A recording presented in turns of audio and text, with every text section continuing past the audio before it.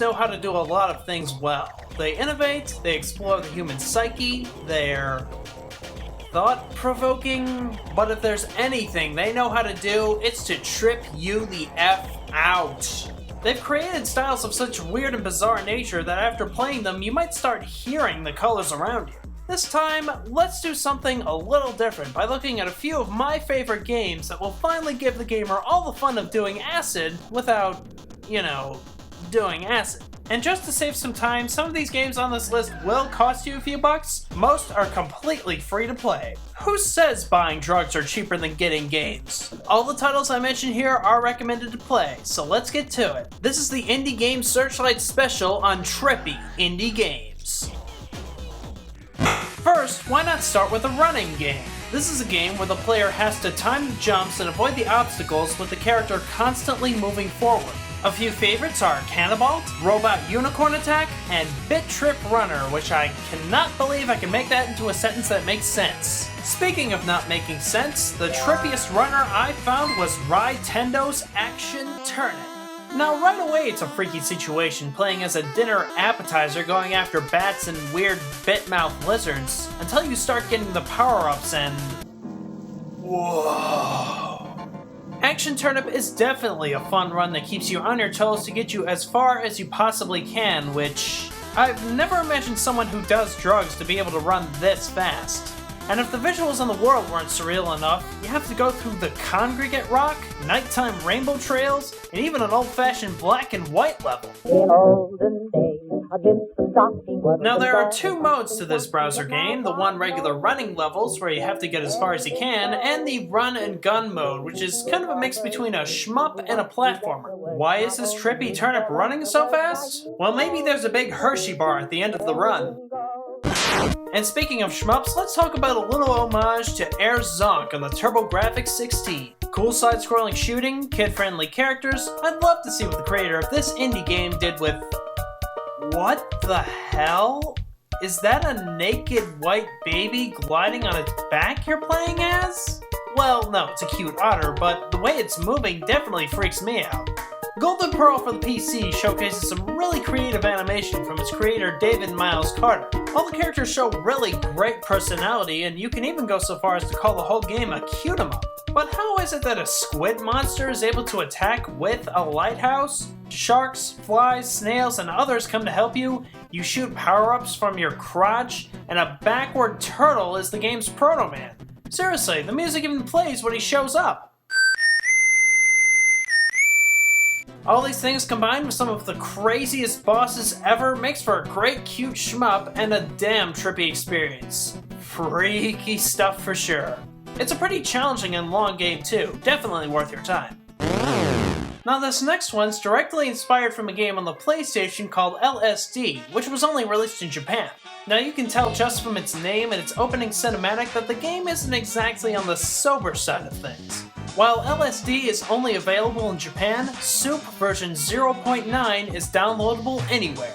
This is the calmest and simplest game I have to show because all you do is simply explore the world. To explore a different place, all you have to do is step on the border of the world and no place is the same. It's a pretty experimental game and pretty refreshing to be able to really experience the world you're set in. There isn't really a goal for the player, but a feeling for the player. It's kind of creepy too, just having one figure standing in the center like that. What the heck even is that?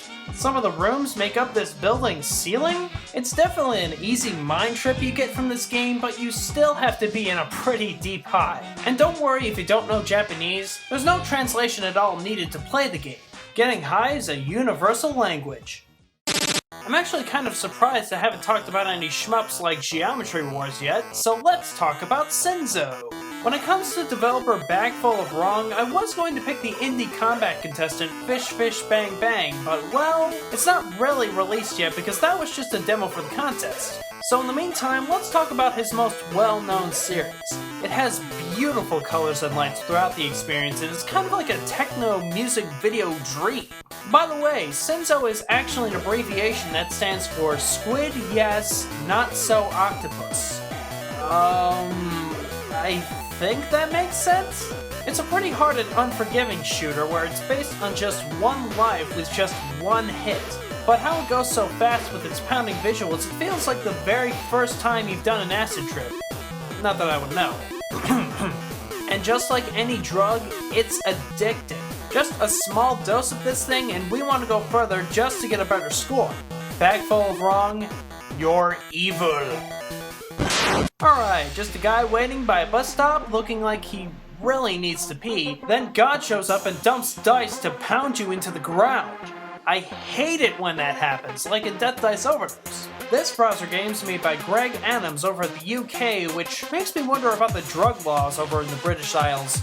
Our hero has to dodge the dice for as long as he can in order to build up the score. Now, while all this is happening, he has to grab pills to maintain his shock meter and, calm down. Just like an action turn of everything starts out normal and then just gets nuts. The clouds start taunting you, the dice are out to get you, and the world turns into a cartoon, Roger Rabbit style. A game literally about going into overdose, it definitely does its job, and just like Sinzo, it comes in small doses where you want to get the best score to beat God down. Remember kiddies, happy pills are the answer. Anything from good old animated design is absolutely gorgeous. Their earthy surrealism and subtle attention to detail makes it like you're playing a game on a painting. A very, very strange painting, especially with the Samorost series. It's a point-and-click adventure game series where you have to solve puzzles by clicking around the screen and figuring out how to progress to the next area. You don't have to backtrack and gather an inventory, it's kind of like small doses of puzzle solving without getting too frustrating. What makes these games even more inspired by Booger Sugar is that you have to think of how the warped logic of the game works simply to get through. Of course you have to use the bong from this dude to get the guy with a light bulb for a head to ski down this hill? Hey, do you have the munchies? It's starting to get really dry in here.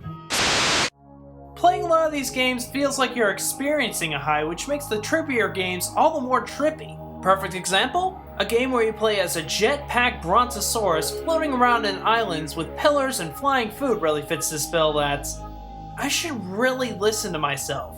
A brontosaurus with a turbine jetpack. To top it all off, you're flying around the world from a Dark Beatles album cover with islands and plants and whatnot surrounded by you with a night sky. The game centers around controlling the airborne dino to explore the world by going through rings and finding items scattered throughout the level. Controlling the dinosaur really does give the sensation of floating around in the sky as a turbine reptile. Freaking out, man. I'm freaking out. Yep, another shmup. What can I say? Indie shooters are pretty trippy, and this has to be the trippiest one I've played. Big Dipper InterArt wanted to make something that felt like nostalgia. Beautiful and a real pleasure to your eyes, and Coloroid really delivers on those promises. The bullets are made up of echoes of lines, the ship itself is a Tetris block, and the whole world is made up of flashing blocks and pixels. Combine that with using the arrow keys to control and the mouse to fire the crystals in a certain direction, and it really nails the out there feeling that the game is going for. It's a pretty soothing experience to say the least with its calm music, and it really lets your mind travel. But if you start seeing this stuff in real life, I'd go consult a doctor.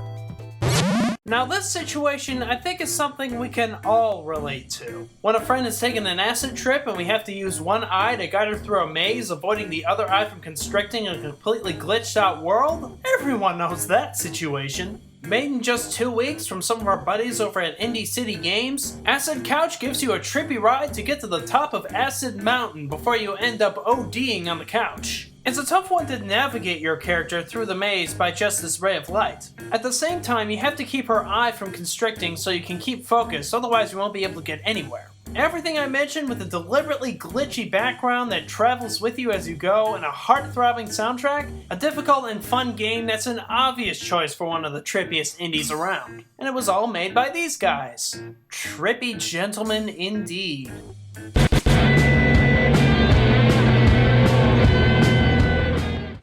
Okay, so those are a lot of my favorite tripped out indie games, and if there's something I missed, send me a link and I might make a second video. But I wanted to save the absolute trippiest developer for last, and well, I'm not sure if either you or I are even ready for this. How insane is this guy's work? Let's start with the logo. Look at this craziness! And that's just the beginning of the warped mind of Swedish indie developer Cactus. What are his games? Let me show you. Cowabunga!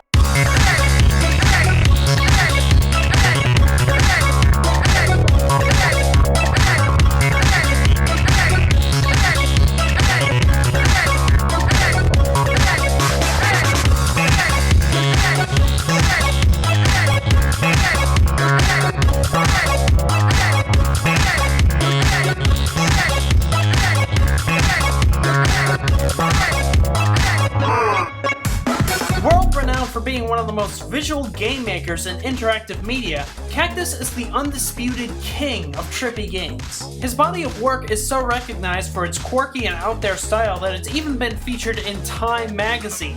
I'm not kidding, look it up on their website, he's number 42! He's got a ridiculously huge library of games under his disposal, and maybe one day I'll look at a lot of them in greater detail, but for right now, I'm going to recommend you start with his compilation game, Cactus Arcade, which has a few of his favorite games all in one collection. In the world of indie games, there's Freaky, then there's Trippy, then there's Cactus. Oh, and one last thing, kids. Winners don't do drugs.